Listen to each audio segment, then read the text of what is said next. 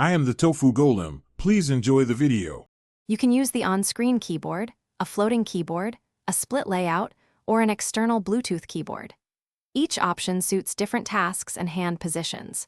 To enable or change keyboards, tap Settings, then General, then Keyboard. Enable dictation and smart punctuation from this screen, if you like them.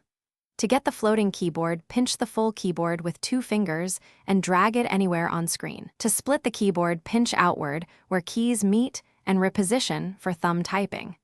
Use the globe key to switch between installed keyboards quickly.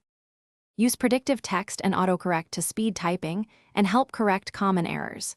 You can accept suggestions by tapping the suggestion or pressing the spacebar. Tap the globe key to switch keyboards or press and hold to see a list of choices. Use text replacement entries in Settings to expand shortcuts into longer phrases automatically. Use a 2-finger slide on the keyboard to move the cursor precisely through text when editing. Long press keys to type, accented letters, or extra symbols when needed. Pair an external Bluetooth keyboard by opening Settings, then Bluetooth, and selecting the device.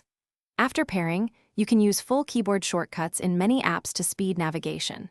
Press and hold the Command key to view available iPad OS shortcuts while using an app. Use shortcuts like Command H for home and Command Space to switch Spotlight search quickly.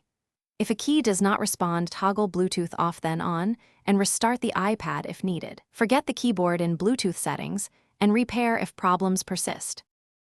Thanks for watching. Consider subscribing if we helped you today.